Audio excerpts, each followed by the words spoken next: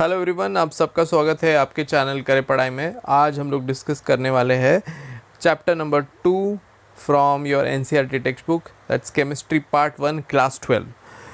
Let's begin with the chapter and as and when we move ahead आपको examples के help से मैं try करूँगा ईच एंड एवरी पॉइंट आपको explain करूँ। फर्स्ट लाइन जो आपको टेक्स्ट बुक में दिखाई देता है, almost all processes in body occur in some kind of liquid solutions. When I say this, it means that कि जो भी आपके बॉडी में कोई भी प्रोसेस होता है, जैसे एक्सक्रीशन हो, डाइजेशन हो, सर्कुलेशन हो, और भी बहुत सारे प्रोसेसेस है, इसमें आप देख सकते हो क्लियरली जो स्टेट में काम चलता है वो स्टेट लिक्विड होता है। ठीक है ना, ये पॉइंट नंबर 1 है। एक और बात है कि जो भी उसका स्टेट है, सॉल्यूशन का स्टेट है, जो आपको दिखाई देता है वो एक्चुअली सॉल्वेंट का स्टेट है। यानी सॉल्वेंट का जो स्टेट होता है वही सॉल्यूशन का स्टेट होता है। ये मेरा पहला कंक्लूजन है। As far as this chapter is concern, ये पॉइंट आपको लिख के रखना चाहिए। What did I say? That whatever is the state of solvent is the same state of solution. ठीक है, अभी किसी को पता नहीं रहेगा ये सॉल्वेंट सोल्यूशन क्या होता है। तो लेट्स अंडरस्टैंड कि अगर मैंने शक्कर जो है यानी शुगर मैंने पानी में मिलाया तो इसमें शुगर हो जाता है आपका सोल्यूट, ओके, एंड वाटर हो जाता है, पानी जो होता है वो होगा सॉल्वेंट। इसके साथ मिलाने के बाद जो मिलता है वो है सोल्यूशन। तो सोल्यूशन आप देखते हो शुगर वाटर को, तो आप बोल सकते हो कि भाई ये लिक्विड स्टेट में है। तो इसमें आप क्लियरली पता है आपको कि सॉल्वेंट भी लिक्विड स्टेट में, और सॉल्वेंट हमेशा ज़्यादा अमाउंट में होता है। यानी अगर आप प्रोपोर्शन में देखिए तो solvent is always on the higher amount as compared to solute. This is also very important conclusion. Let's move on further. In normal life we rarely come across pure substance. यानी हम normal day to day life में जो देखते हैं, से for example अगर हम देख रहे हैं दूध, जिसको काफ़ी प्योर कंसिडर किया जाता है पर वो प्योर नहीं है। वो ऐसे हम लोग बात करते करते बोलचाल में हम बोलते हैं प्योर है, पर एक्चुअली में क्या है कि उसमें मिलावट है, यानी मिक्सचर है। जैसे उसमें बहुत सारी चीज़ें मिली हुई है इंक्लूडिंग वाटर। ठीक है ना, तो वो प्योर सब्सटेंस नहीं हो। इनफैक्ट प्योर सब्सटेंस वो होता है जो कि यानी क्या होता है, 2-3 प्योर सब्सटेंस को मिला के हम एक मिक्सचर बना सकते हैं जो कि मिल्क है। मेनी ऑफ दिस मिक्सचर्स, मतलब जितने भी मिक्सचर अवेलेबल है जैसे मिल्क है, कंटेन्स 2 और मोर प्योर सब्सटेंसेस।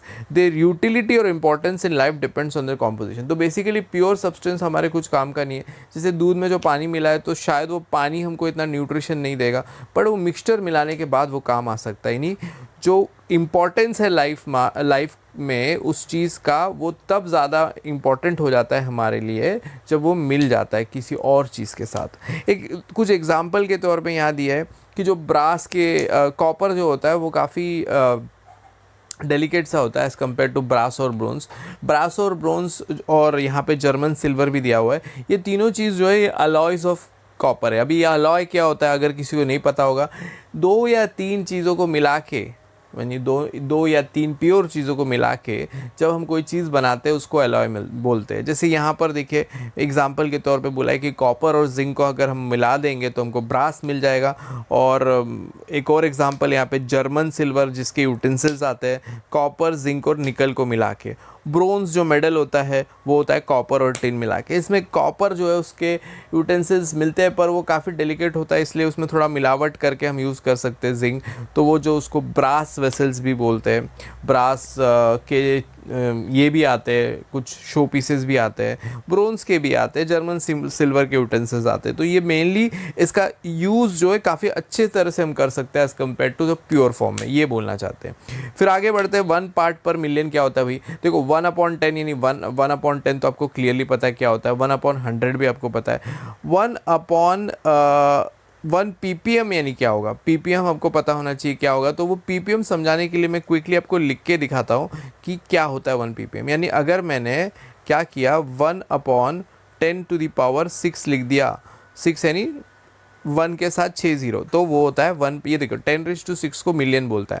तो 1 पार्ट पर का मतलब होता है ये डिवीजन साइन। देखो ये डिवीजन साइन जो है इसी को पर बोलते हैं, PER। ठीक है ना, तो 1 पार्ट्स पर मिलियन जो है, अगर हम बात कर रहे हैं यहाँ पर फ्लोराइड का, तो हम बेसिकली क्या बात कर रहे हैं यहाँ पर फ्लोराइड का। हम लोग अगर बात करें 1 पार्ट्स पर मिलियन, तो यहाँ पे हम लोग बात करें कि जो फ्लोराइड आयोन्स है इसमें वो 1 पार्ट है मतलब सॉल्वेंट बहुत ज़्यादा है उसमें एक पार्ट है। इसको ज़्यादा अच्छे समझने के लिए एग्जांपल लेते हैं। फॉर एग्जांपल किसी को ड्रग केस में पकड़ा गया तो उसमें ड्रग की अमाउंट जो है बहुत कम होगा एज़ कम्पेयर टू आपके पूरे बॉडी में जो सॉल्वेंट्स है, यानी आपके बॉडी में तो बहुत सारे टाइप के सॉल्वेंट, मतलब मेनली सॉल्वेंट जो है वाटर है, आपको पता है बॉडी आपका मेनली वाटर से बना है। तो उसमें जो ड्रग गया है वो ब्लड में चेक करता है। एक्चुअली ब्लड भी एक तरह का सॉल्वेंट है, तो उसमें जो है हार्डली कोई ट्रेस है, मतलब बहुत कम है।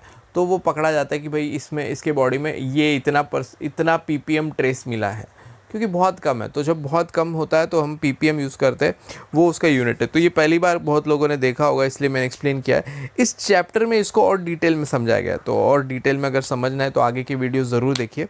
यहाँ पे फ्लोराइड आयंस का बात कर रहे हैं। फ्लोराइड आयंस बहुत सोच समझ के हमको जो है टूथपेस्ट में यूज़ करना है। अगर हम जो टूथपेस्ट बनाने वाली कंपनी है, इसने अगर जो परसेंटेज है जो रखना है उसका प्रोपोर्शन, वो अगर ज़्यादा बढ़ा दिया, ठीक है, जैसे 1 पार्ट्स पर मिलियन से 1.5 पार्ट्स पर मिलियन कर दिया, तो हमको पैचेस वाले टीथ मिलना शुरू हो जाएंगे, यानी मॉटल्ड टीथ मिलेंगे हायर कॉन्सेंट्रेशन यूज़ करने से। यानी कि मैं क्या बोलना चाह रहा हूँ कि इन केस सपोज़ हमने क्या किया कि हमने थोड़ा ज़्यादा पैमाने में 1.5 यूज़ कर दिया, ठीक है, तो इससे क्या हो सकता है, हमको मॉटल टीथ मिलेगी, ये तो सही है। लेकिन उससे भी ज़्यादा हमने यूज़ कर दिया, यानी 1.5 से भी ज़्यादा यूज़ कर दिया, तो इट कैन बी पॉइजनस। और उसका यूज़ भी है, कैसे यूज़ है, रैट पॉइजन में यूज़ हो सकता है, ठीक है, इस तरह से यूज़ है, ठीक है। तो यानी हमको जो है उसका कॉन्सेंट्रेशन यानी ppm बहुत इंपॉर्टेंट है, वो हमको जानना बहुत ज़रूरी है before we use it any drug और any kind of medicine. Okay, एक और बात, अब आगे बढ़ते हैं हम लोग इंट्रावेनस इंजेक्शन के बारे में बात करते हैं। इंट्रावेनस इंजेक्शन होता क्या है? वो आईवी होता है जो कि पेशेंट्स को दिया जाता है जब उनको कुछ सलाइन चढ़ाया जाता है, बिकॉज दे आर डिहाइड्रेटेड और दे आर इम्प्रूविंग और रिकुपरेटिंग, यानी ठीक हो रहा है। वो कहाँ से ठीक हो रहा है? मे बी एक कोई बड़ा सा बीमारी हुआ था, मे बी टाइफाइड हुआ रहेगा या कुछ और हुआ रहेगा, तो वो रिकुपरेट कर रहे हैं, धीरे धीरे ठीक हो रहे हैं। तो वो टाइम पे उनको सलाइन वाटर चढ़ाया जाता है। तो सलाइन वाटर में भी कुछ कॉन्सेंट्रेशन सॉल्ट्स होते हैं जो पर्टिकुलर कॉन्सेंट्रेशन में एडेड होते हैं, 0.9% अप्रॉक्सीमेटली बोलते हैं। अगर इससे ज़्यादा कुछ हो तो it may cause some kind of heart attack और कुछ ब्लड प्रेशर इंक्रीज़ कर सकता है। तो इसलिए डॉक्टर हमेशा पूछते हैं कि ब्लड प्रेशर नॉर्मल है कि नहीं, चेक कर लो पेशेंट का, उसके बाद ही उसको आईवी यानी आईवी से सलाइन चढ़ाया जा सकता है, यानी precaution has to be taken. Reason यहाँ पे दिया हुआ है, देखिए रीज़न यहाँ पे मेंशन किया है यहाँ पर कि the concentration that match with blood plasma, यानी ब्लड प्लाज्मा से कॉन्सेंट्रेशन को मैच कराना बहुत ज़रूरी है। तो अगर ब्लड प्लाज्मा से कॉन्सेंट्रेशन मैच हो रही है तो कोई बात नहीं, तो फिर टेंशन नहीं है। तो ब्लड प्लाज्मा से कॉन्सेंट्रेशन का मैच होना बहुत ज़रूरी है। तो let me read this sentence over here. Intravenous injections are always dissolved in water containing salts at particular ionic concentration, यानी कुछ concentration उसका फिक्स है और वो मैच करना चाहिए ब्लड प्लाज्मा कॉन्सेंट्रेशन, और ब्लड प्लाज्मा कॉन्सेंट्रेशन का भी वही है, 0.9% ही उसमें सॉल्ट है। इस तरह से आप उसको समझ सकते हैं। इन दिस यूनिट, आगे जो पैराग्राफ है उसमें बता रहे कि पूरे यूनिट में क्या समझाएंगे। In this unit we will consider mostly liquid solution की बातें करेंगे, यानी कि उसका सॉल्वेंट हमेशा लिक्विड रहेगा, लिक्विड स्टेट में, and there formation this will be followed. आगे क्या पढ़ेंगे हम लोग? वेपर प्रेशर के बारे में पढ़ेंगे और कॉलिगेटिव प्रॉपर्टीज़ के बारे में पढ़ेंगे। We begin with the types of solution. यहाँ पर हम लोग टाइप्स ऑफ सॉल्यूशन से स्टार्ट करेंगे। Solutions are of homogenous type and heterogenous. Homogenous यानी जिसमें कि सोल्यूट और सॉल्वेंट एक अच्छी तरह से मिल जाते हैं, सिंगल फेज होता है। जैसे शुगर को अगर वाटर में मिला दिए तो होमोजेनस होगा, या तो अगर हम समझो तेल और वाटर का बना है तो वो हेट्रोजेनस होगा। तो कैसे कैसे समझे इसको? से फॉर एग्जांपल रूम में एसी चल रहा है और आपका जो ठंडी है एक पार्ट में ज़्यादा एक पार्ट में कम है, तो उसको हम यूनिफॉर्मिटी मेंटेन नहीं कर रहे, तो वो हो गया हेट्रोजेनस। लेकिन एक जैसे ठंडी पूरे रूम में तो वो होमोजेनस होगा। होमोजेनस में सिंगल फेज होता है, इसको समझना ज़रूरी है। फिर क्या है कि यहाँ पर लिखा है we mean that its composition and properties are uniform. तो ये तो लिखा है थ्रू आउट द मिक्सचर, ये तो मैंने बताया। Generally the component that is present okay in the largest quantity solvent. तो इसको आप जो है आपके टेक्स्ट बुक के ऊपर भी लिख के रख सकते हो, या तो इसको हाईलाइटर से हाईलाइट कर लीजिए। Generally the component that is present in largest quantity solvent, यानी देखिए सोल्यूट और सॉल्वेंट से बना आपका सोल्यूशन है, उसमें सॉल्वेंट को सबसे ज़्यादा क्वांटिटी में होना चाहिए। Solvent determines the physical state in which solution exist. तो ये लाइन भी बहुत इंपॉर्टेंट है, यानी आप जो स्टेट में देख रहे हो चीज़ को, तो सपोज आप लिक्विड में देख रहे हो तो सॉल्यूशन आप बोलोगे यार सॉल्यूशन तो लिक्विड सॉल्यूशन है, तो इसमें सॉल्वेंट क्या है किसी ने पूछा, तो आप डायरेक्टली बोल सकते हो भाई सॉल्वेंट भी इसमें लिक्विड रहा होगा। अगर आप देख रहे हो कि गैस है तो सॉल्यूशन गैस में भी होता है। अभी बहुत लोगों को लगता है सॉल्यूशन सिर्फ लिक्विड में होता है, सॉल्यूशन गैस का भी होता है। और एक और बहुत इंपॉर्टेंट पॉइंट जो किसी ने कभी सोचा नहीं होगा कि सॉल्यूशन सॉलिड का भी होता है, तो यही हम नेक्स्ट पेज में देखेंगे कैसे होता है सॉलिड में, पर गैस में भी होता है। तो अगर मैं बोलता हूँ कि सॉल्यूशन गैस का है तो सॉल्वेंट क्या होगा, सॉल्वेंट का स्टेट क्या होगा, सॉल्वेंट का स्टेट भी गैस होगा। इस तरह से समझना है।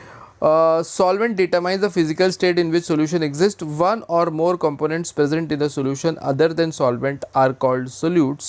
In this unit we shall consider only binary solutions. तो यानी बोलते हैं कि सॉल्वेंट के अंदर जो चीज़ डाला जाएगा, यानी अगर हमने शक्कर और सॉल्ट, ये दोनों चीज़ अगर हमने पानी में डाला तो शक्कर और सॉल्ट सोल्यूट होता है। एक से ज़्यादा भी हो सकता है और एक भी हो सकता है। तो अगर एक से ज़्यादा होता है तो वो मल्टीपल सोल्यूट में आ जाता है, पर हम वो नहीं पढ़ने वाले। हम लोग पढ़ेंगे इस चैप्टर में बाइनरी सॉल्यूशंस, जिसमें कि एक सोल्यूट रहेगा और एक सॉल्वेंट रहेगा। इस तरह से हमारा पहला पेज ख़त्म होता है और आज का जो वीडियो यहीं पे ख़त्म होगा। अगला वीडियो में हम लोग पेज नंबर 2 और 3 कवर करेंगे। आई होप आपको ये एक्सप्लेनेशन अच्छे से समझ में आ रहा है। थैंक यू सो मच और study passionately. Have a good day, bye.